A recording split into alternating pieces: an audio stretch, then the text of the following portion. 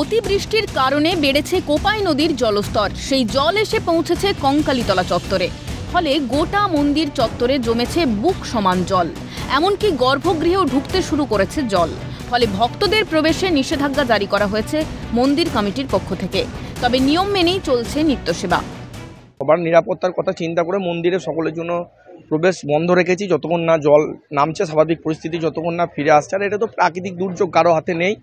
এবং মায়ের যে নিত্য সেবা সেগুলো আমাদের পুরোহিত সেবায় যারা আছেন তারা নিয়ম মেনে করছেন এই জলের মধ্যে গিয়েই। কালকেও আপনারা দেখেছেন রাত্রিবেলায় সন্ধ্যা আরতি হয়েছে মায়ের, এবং মায়ের যে ঘট এবং পুরনো যে বেদির পটচিত্র সেটা আপাতত কাঞ্চীশ্বর শিব মন্দিরে রেখে সেখানেই পুজো দেওয়া হচ্ছে। পাশাপাশি দ্বারকা নদীর জলস্তর বাড়ায় জলমগ্ন তারাপীঠের মহাশ্মশান। সমস্যায় পড়তে হচ্ছে শ্মশান যাত্রীদের। অন্যদিকে জলের স্রোতে ডুবছে ভাষা সেতু। ফলে বন্ধ হয়েছে যাতায়াত, সমস্যায় পড়েছেন স্থানীয়রা।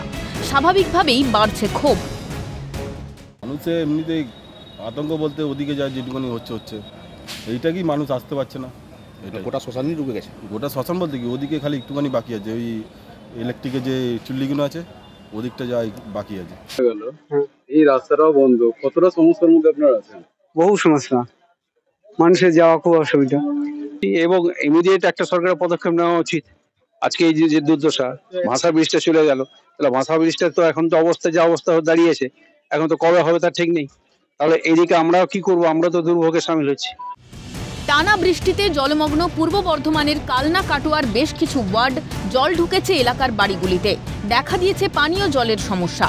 পাশাপাশি অজয় ও গঙ্গা নদীর জল ক্রমশ বাড়ায় শনিবার সকাল থেকেই বন্ধ ফেরি চলাচল। এরই মধ্যে প্রশাসন সূত্রে খবর, নতুন করে জল ছাড়ছে ডিভিসি।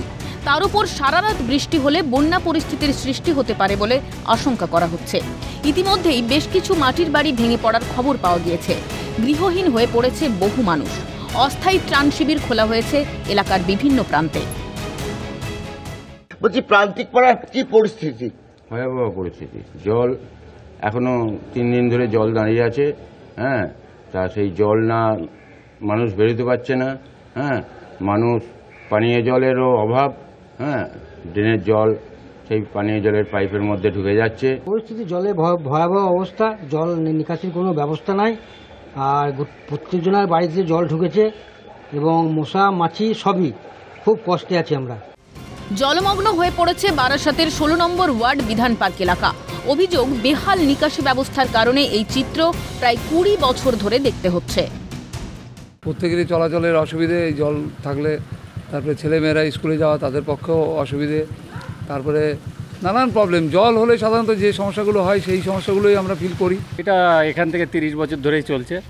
খালটা একটু পরিষ্কার করেছে ঠিকই, কিন্তু সেইভাবে জল নিকাশি ব্যবস্থাটা হয়নি এখানে। একদম 100%। এতে কোনো নেই। প্রত্যেক বছর আমরা বাড়ি থেকে বেরোতেই পারি না। বৃষ্টি হওয়া মানেই চটি পরে তারপরে চাপাডালির ওখানে গিয়ে জুতো পরতে হয়, এরকম অবস্থা। টানা ভারী বৃষ্টিতে জলমগ্ন চাকদা। বেহাল নিকাশি ব্যবস্থার কারণে জমা জলের সমস্যায় চাকদার অধিকাংশ এলাকা। ক্ষুব্ধ এলাকাবাসী। পাশাপাশি জল জমেছে বাস স্ট্যান্ডের সামনে। সমস্যায় নিত্যযাত্রীরা। কতদিন ধরে চলছে? বহুদিন ধরে আমাদের ব্যবসার প্রচন্ড ক্ষতি হচ্ছে। আমাদের ব্যবসা আমরা করতে পারছি না এখানে। মানে সরকারের ইমিডিয়েট এটা উচিত যে এই রাস্তাটাকে অন্তত পরিষেবাটা ঠিকভাবে দেওয়া। কিন্তু আমাদের ব্যবসার যা ক্ষতি হচ্ছে এই বিষয়ে মানে কিছু বলার নেই আর এই বিষয়ে। ঠিক আছে, এবার আমরা চাই যাতে খুব তাড়াতাড়ি যাতে এই সমস্যাটার সমাধান হয়, এটাই আমাদের আবদার, আর কিছু না। অন্যদিকে প্রবল বর্ষণের পর আসানসোলের কুমারপুর সেতুতে তলিয়ে যাওয়া গাড়ি ও গাড়ি চালককে উদ্ধার করে এনডিআরএফ। পাশাপাশি শুরু হয়েছে ব্রিজ পরিষ্কারের কাজ। বিপদ এড়াতে বন্ধ যাতায়াত, মোতায়েন পুলিশ। চাইছি এরকম ঘটনা না হোক, আর সব ঠিকঠাক থাকে।